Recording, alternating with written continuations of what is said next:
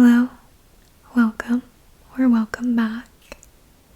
Today we are going to be discussing and kind of rambling about something that you probably know something about, whether you are one or you have observed one in the world or interacted with one.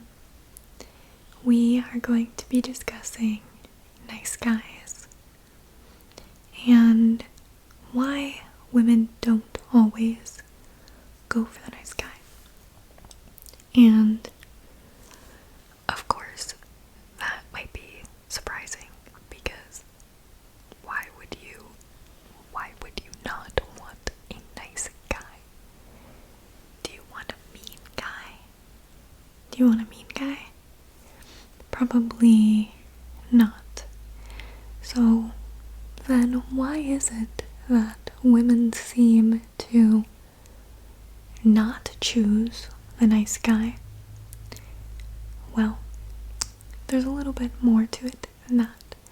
So let's go ahead and jump in. So this may shock you, but those jerks that you see that seem to have no trouble with women, they always have a girlfriend or, access to women.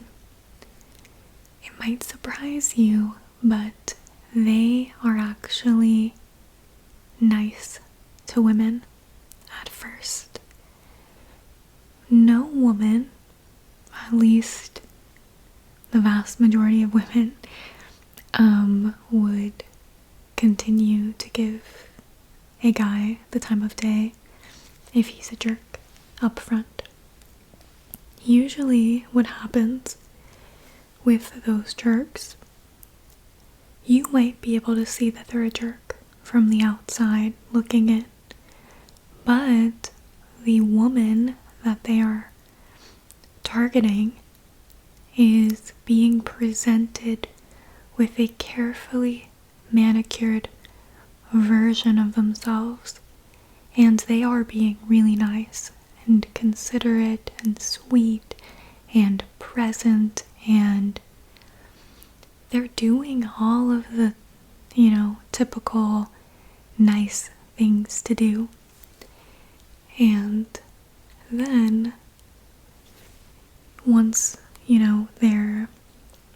they've gotten what they want and the woman is attached to them, they don't have the stamina to keep up with this facade that they have portrayed, and so it slowly kind of fades, and their true self, the self that, maybe you could see it the whole time because they weren't targeting you, that true self gets revealed to their target.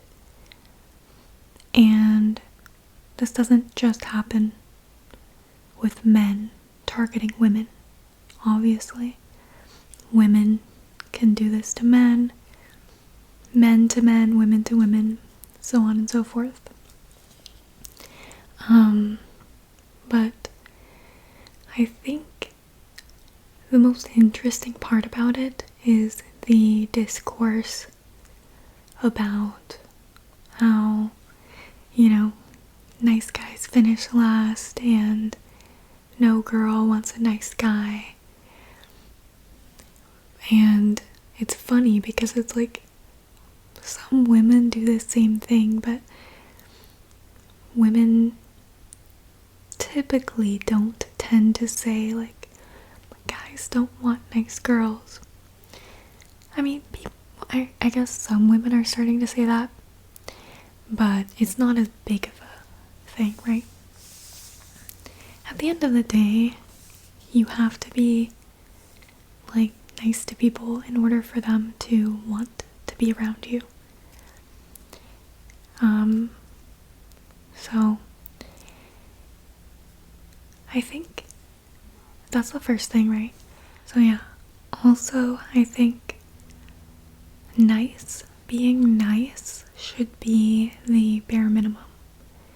Just because you're nice doesn't mean that you will attract women.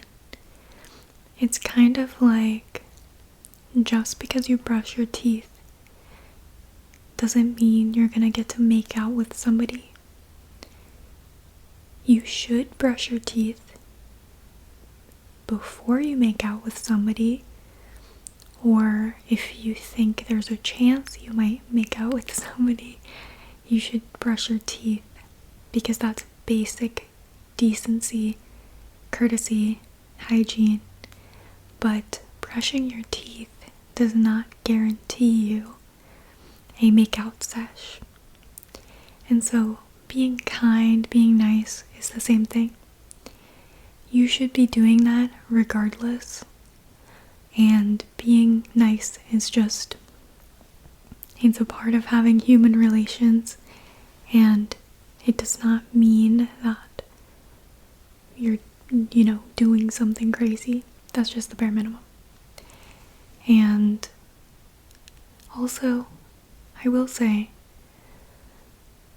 toxic examples of things are always louder. So there are tons of women in happy relationships with kind, nice guys that you don't see people talking or posting, or it's not thrown in your face because it's uneventful.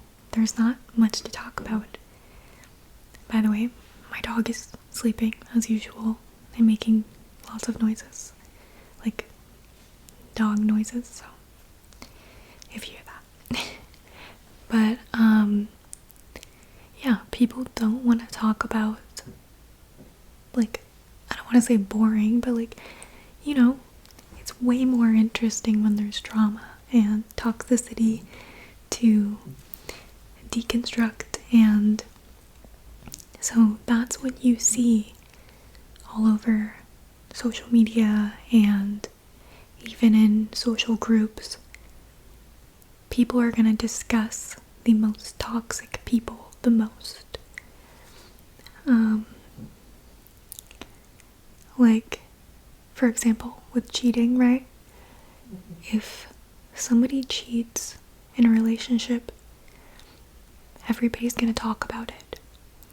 But if somebody's faithful in a relationship, there's nothing to say. Nobody's going to really talk about it. Because it's kind of like the lack of an event, you know what I mean? So women choose nice guys every day, and people don't talk about it because that is kind of the gold standard. That is the norm. It is for a healthy person anyways. The toxic relationships with abusive assholes, those are the things that catch people's attention because they know that it's so wrong and messed up. And another thing that I think gets confused sometimes is being nice versus having no boundaries, no standards, and not communicating your own needs and desires. And so sometimes people who are, I would say, people pleasers, anxious attachment style, they're very needy. They need the other person to choose them and love them in order for them to feel whole. People like that, sometimes in their mind, put themselves into the victim role where they are always giving. They are a martyr. They suppress their own needs and sacrifice themselves on the altar of another. And they think, like subconsciously deep down, that by giving up their own needs, that will allow them to be worthy of love. And so they kind of see themselves as this selfless, unconditionally loving person.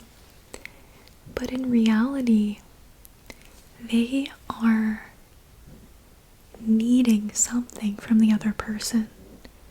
So in their mind, they think they're giving so much, but energetically, the other person just feels this needy energy from them, and that's repulsive.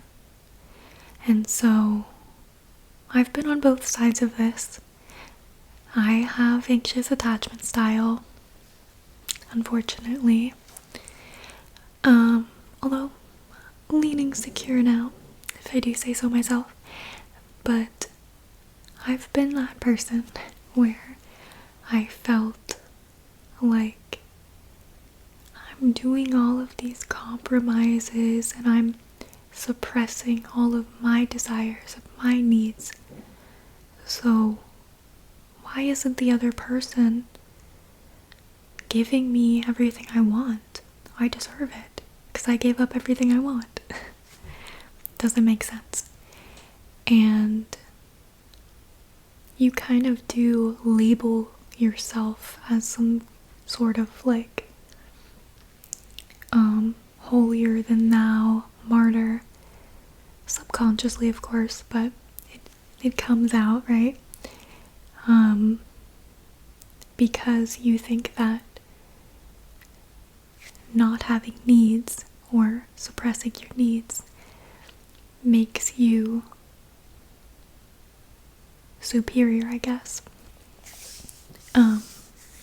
The ultimate nice guy or nice girl.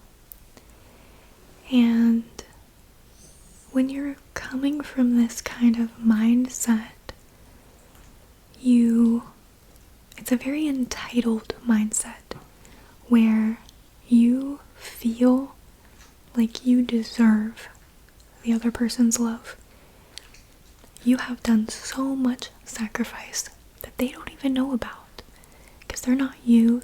Like, if you do something nice for them, they just assume that that's what you want to do. Other people can't tell whether you're giving from an overflow or you're giving your last drop. And contrary to what some beliefs from the olden days are, it's not good to give someone else your last drop. It's not good to give someone else your last dollar. Remember what they say on airplanes. Put the mask on you, and then you can help someone else. Love yourself, and then when you have so much love overflowing, you can connect with another. You can connect with another from a place of abundance, which is magnetic and attractive. It's not that needy, repulsive energy where you're like energetically grasping and trying because you feel like if that person chose you, you'd finally feel worthy of love. And I've been on the receiving end as well. I have had people who genuinely were incredible people, but they did not love themselves, and so it created this energy vacuum where it didn't matter what they said, it didn't matter what they did. The energy was just so needy that even though they were attractive, like objectively attractive person, it just felt repulsive because there was this underlining energy of like, I need you, I need you. Not that I want you, I need you to fix me. And I love to make ASMR videos, kind of like replicating that energy on both sides. I enjoy it. It's stimulating and fun, and it's an enjoyable energy to play with for fun, right? But in real life, it's not attractive. And if you ever experienced a connection like that, then you know what I mean. It sounds hot. It sounds fun to have a attractive person be obsessed with you and need you and like do anything to get your attention and love.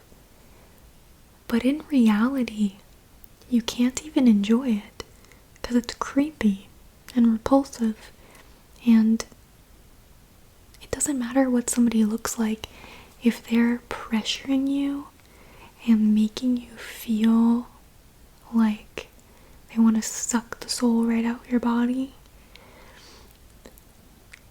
It's a turn off, to say the least.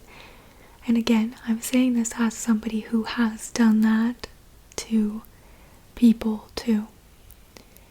I mean, I did it in a low-key way, but energy doesn't lie, unfortunately. That's why you can't pretend this away, because for me, yeah, I have anxious attachment, but I've never been the type to blow up someone's phone or make it obvious that I'm anxious. I play it cool, you know, for the most part. But energy doesn't lie, and so even if you're playing it cool and pretending like, I don't have anxious attachment, like, what? Why would you think that? Even if you're doing that, people can feel that energy. It seeps in. And the little things you say, little mannerisms you have no control over, like, it betrays you. And so that you have no other choice but to do the inner work. If you want to be attractive and magnetic, and I'm not talking about looks, I'm talking about like the real stuff, you have to do the inner work. You have to. Otherwise, it's only a matter of time. You're just playing a game, which is like fine, because you play the game until you get sick of it, right? But in case you're wondering why being nice is not getting you ahead, it's because you're focused on the wrong things. Being courteous and kind is the bare minimum. Being self-sacrificing and obsessive is repulsive. And the asshole jerks who have lots of women were nice at first. And let me tell you another secret. They most likely have avoidant attachment style. And those women that are attracted to them have anxious attachment style. That's why they're hanging on to this person that gives them the bare minimum. It's because they're doing what you're doing. I'm talking to you as if you're, the nice guy in the situation, which you may be and you might not be. But the thing is two people who both have anxious attachment style, it's not gonna work. Because it's like, oh, I'm sacrificing everything to be with you. And the other person's like, what? But I wanted to sacrifice everything to be with you. And then they just both get turned off and leave. And this happens energetically before it even happens in reality. And a lot of times, if you have anxious attachment style and you're going after someone who also has anxious attachment style, it actually makes them turn more avoidant in that moment. And avoidant means you basically shut down and turn kind of like inwards or away from the connection, and you basically close the door, and the anxious person waits outside, and they might slide notes under the door and just harass the avoidant person. But anyways, I hope this is making sense. I kind of decided to make this video on a whim.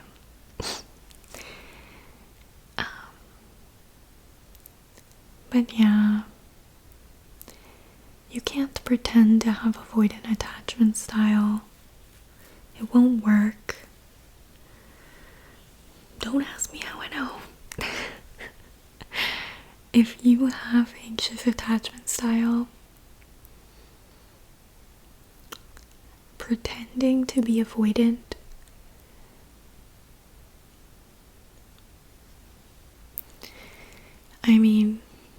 it might help if you have trouble controlling your impulsive behaviors. But in the long run, the best thing to do is pretend you are secure and start behaving like a secure person would. And a secure person in a relationship shows up with hope, and they're open to the possibility of a connection, but they do not show up with entitlement or strong expectation or they just show up with this kind of light energy where it's like, hey, I'm open to getting to know you. If you like me, great. If I like you, great.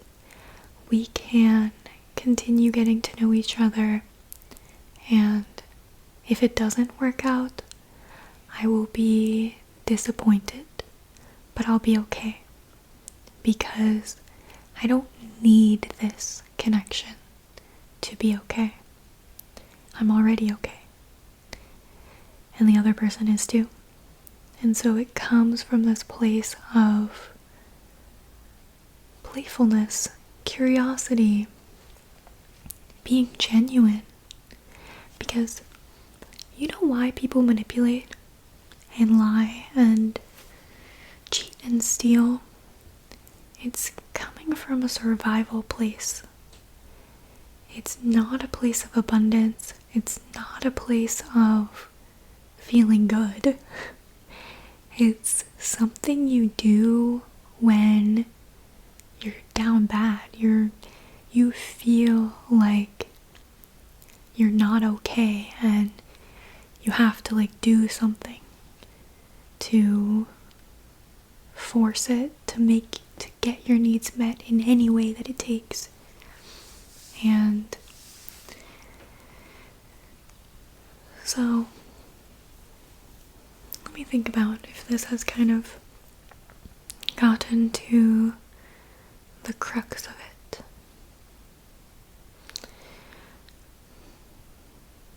Why don't women choose the nice guy? That might be the title. We'll see.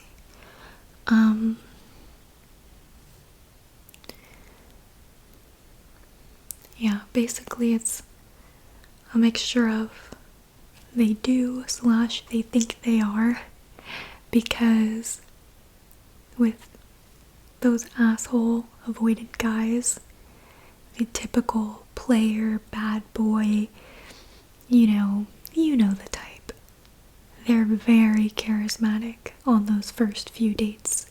They're warm, they're funny, they're trustworthy seeming, and that's because they feel safe, because they're not attached to you, they just met you, and they're able to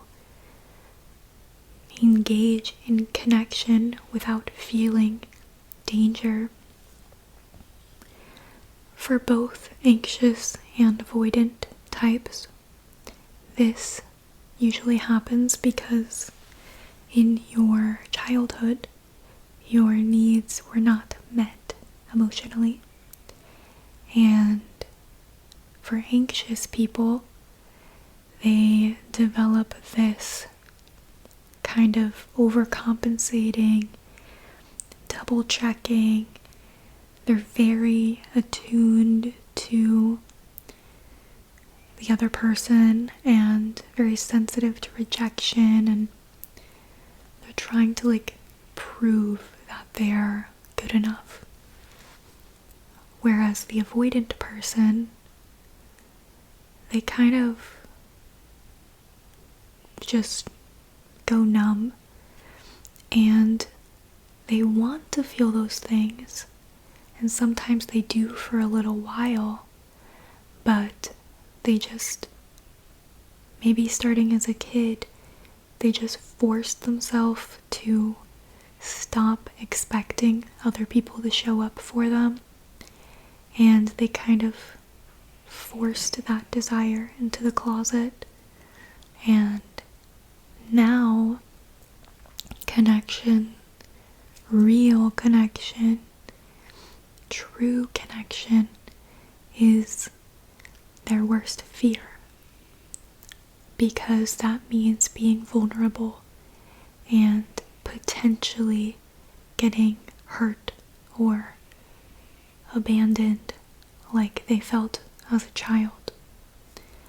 And that pain is just too great for them to handle.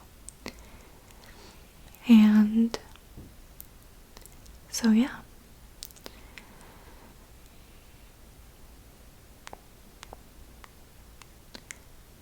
If I were an anxious attachment person, which I am, I would not try to fix an avoidant person. It's hard because at the beginning you see this glimmer of who they could be or what they're capable of. And then once their attachment fears get triggered and they withdraw, you feel this empathy, and it's intensified and worsened by the fact that your coping mechanism is trying to sacrifice and give and save other people. And so you're tempted to kind of stay around and convince them that, no, but oh my gosh, love is actually safe. You can love me. Like, I promise you I won't hurt you. But that's not even true. You're not a safe person. Until you love yourself, you will not be a safe person to be in a relationship with.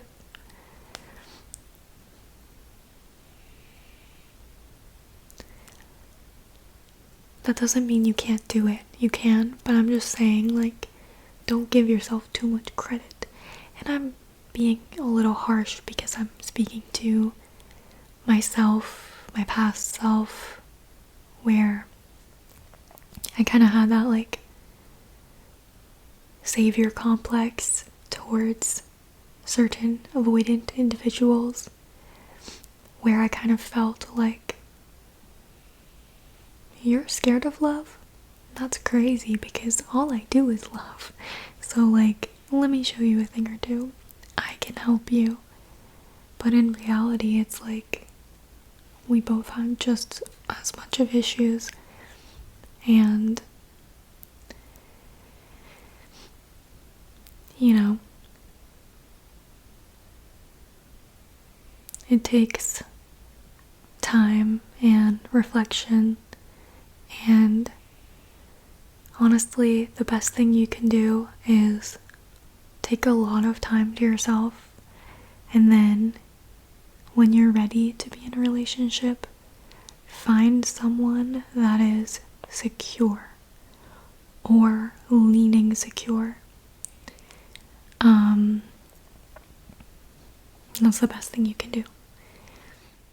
And try to hold yourself accountable, because when you have attachment issues, you might self-sabotage when you get into this relationship with a secure partner, and your brain, your body, your nervous system is going to keep finding issues to prevent you from getting hurt, even though it might not be legitimate issues, and it might be projections and like making a mountain out of a molehill, or whatever the saying is. You just kind of have to be like, damn, sometimes I'm really tripping, and that's just, it's okay. And if you have an understanding partner, a patient partner, they might stick around long enough for you to work through those last remaining triggers. But a secure partner will not stay around indefinitely. And that's because they do have some level of, self-respect, boundaries, and they're not going to allow you to jerk them around. So yeah, basically being nice can mean different things to different people, and energy doesn't lie. So if you present a certain version of yourself to somebody and that makes you feel entitled to their attraction or love, they're not responding to the facade you're putting up. They're responding to your sneaky, seedy energy. And energy doesn't lie. You are not entitled to anyone's attraction or love. They have free will. And just because you created this image that you think should be ideal does not mean that you have the right to act like you're entitled to the other person liking you. Because, let's be honest, right? A truly genuine, kind human being would not take rejection so personally. They might still feel hurt, like, oh man, like, they don't like me, but they'll have their little moment and then they'll move on. And kind of like leave with, like good vibes only, and just like, understood, I'm gonna move on to the next. But if you get so angry when you get rejected and you think it's not fair because you did so much for them and you're so nice and you're such a good guy and the other guys are so bad, or girl or whatever,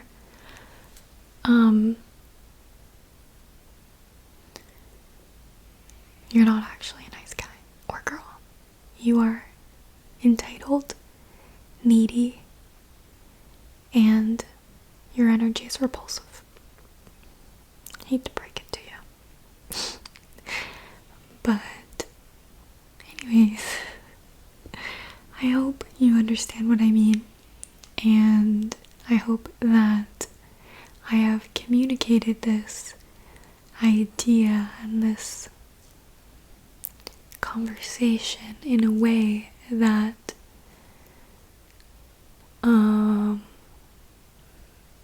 made sense. Well, I know that it made sense to me. I don't know why I always had disclaimers. I need to stop doing that because it waters down my vibe, and I'm working on not being overly apologetic or coming with disclaimers. That's kind of the anxious side of me speaking, where I'm like the people pleaser side, right? Where I'm like, no, really guys, I have good intentions. I have such good intentions. I don't want to hurt your feelings, please. But then the real me comes out, and yeah, it's a little bit harsh sometimes. That's just the reality. But then I like walk it back because I'm like, but wait, no, don't be mad. Don't be mad, please. And I don't know. I do hope that one day I figure out how to walk the line of being diplomatic and not offensive, of course. Like, I want people to feel good when I speak, but I also want to be unapologetic about my polarizing, or not even polarizing, but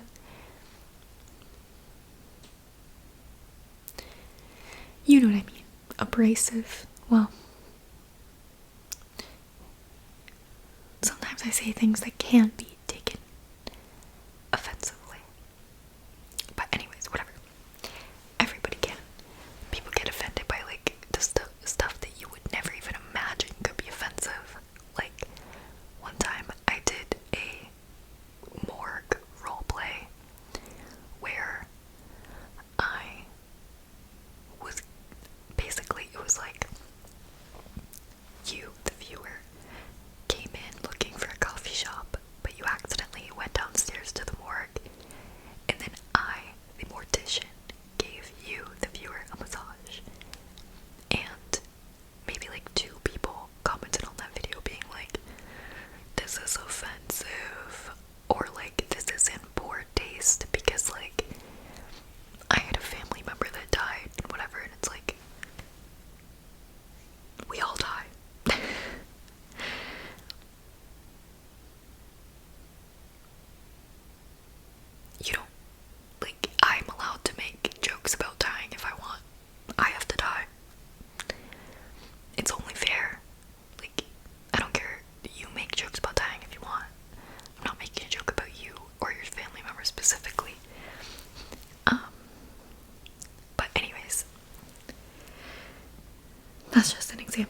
of how people can take offense to things that are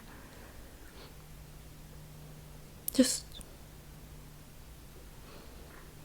it's hard to even comprehend.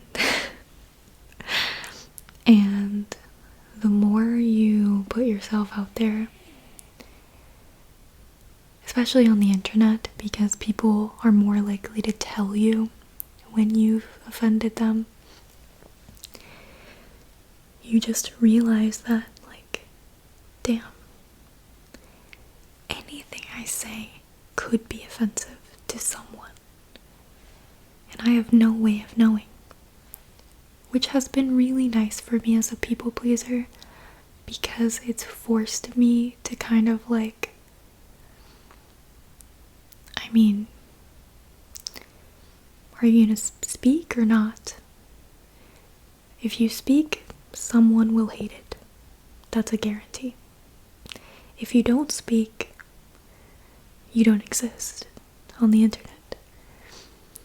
I mean, you can post cute pics, and I did that for a while on Instagram, you know, not like speaking, because posting pics is less scary, because you know that if people are mad at you, it's for a very surface level reason. Like, they don't like the way you look or the way you're dressed.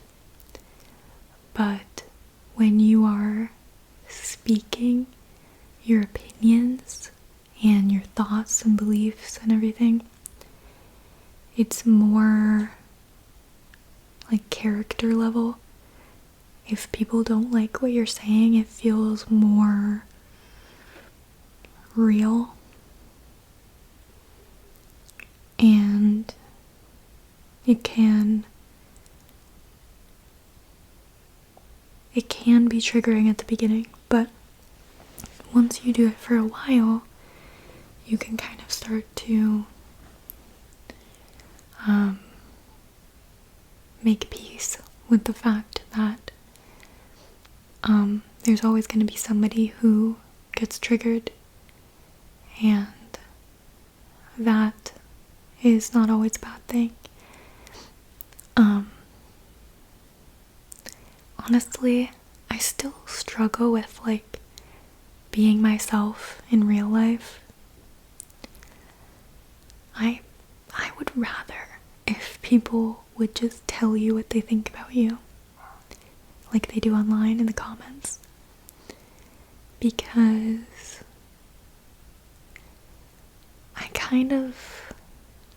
I project a lot, overwhelmingly negatively too.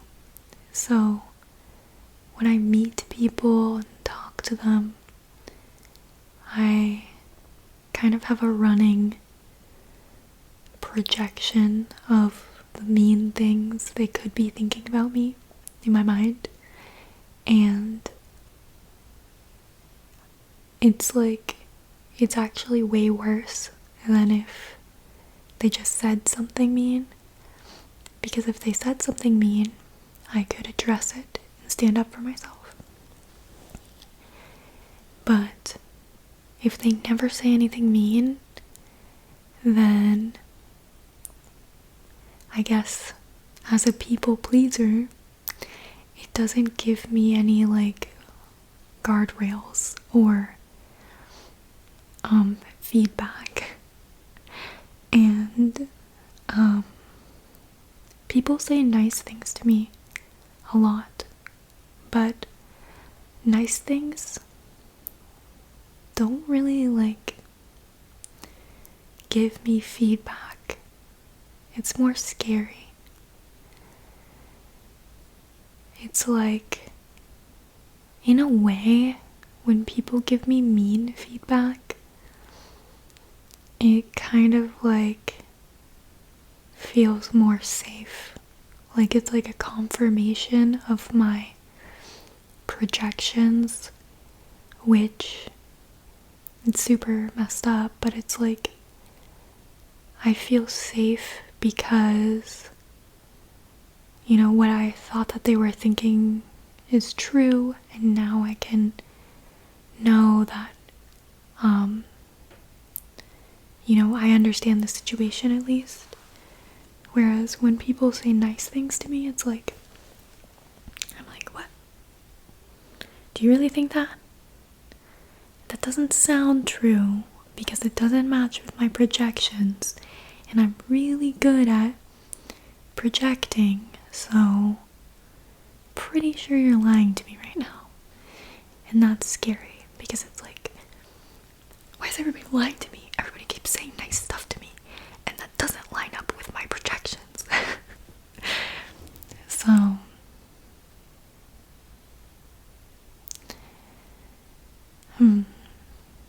anyways, I'm working on it.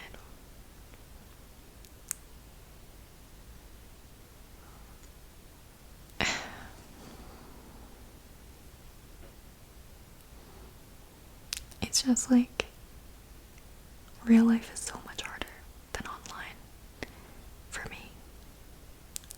It's so much easier to talk to my phone than it is to talk to a person, because seeing like micro expressions, like every time I say something I see like them react in like little ways. It's really scary. And I don't know why I feel like that. I think isolating doesn't make it any better, because the longer you isolate, the more intense it makes it when you have to talk to another human being.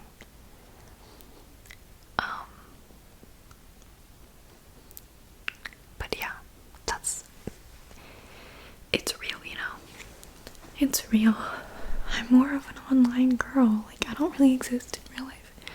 Like, I do, but privately. And I don't hate that, honestly. I like having a lot of private time, alone time, but I want to feel more free. That's the thing, right? It's not that I want to have like a big social life and all of these social commitments. I don't want that. That sounds draining, but I want the freedom to feel like if I want to go be social, I can, and I'll feel comfortable. And right now, that's just not the case. I just don't enjoy it because I feel so uncomfortable. And it's like,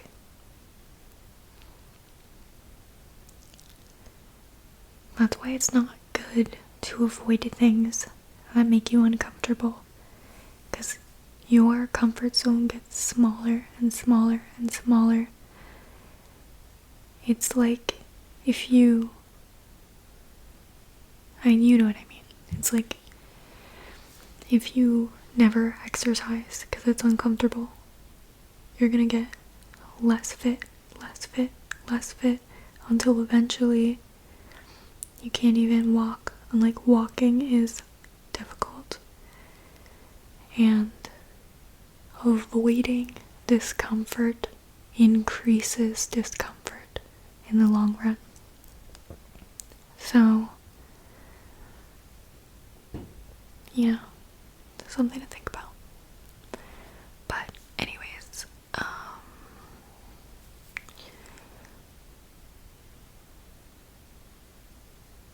love you, and keep being nice if you want to.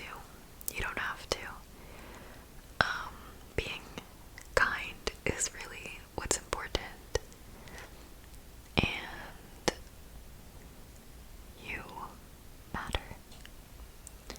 You deserve love, but you are not entitled to love from a specific person. You kind of are supposed to from your parents, but you know what I mean? Like, you're not entitled to like romantic love from anyone. But you deserve to be loved. And reality is a mirror. So, if you want your reality to change,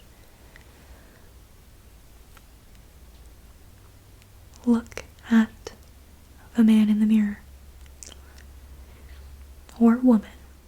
Anyways, the only reason I talked about this topic was because I was like, I want to make a ramble, but I don't know what to talk about. And then that popped into my head, so I kind of just pulled this whole video out of thin air. But it's real, and these are things I've thought about before, obviously. But,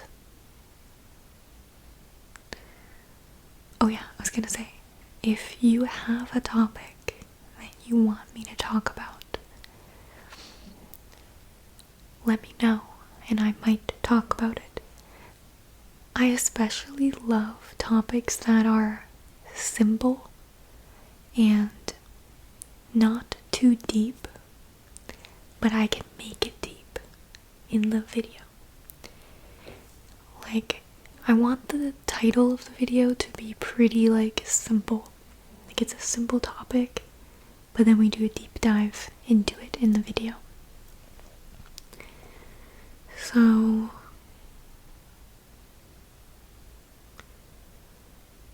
anyways,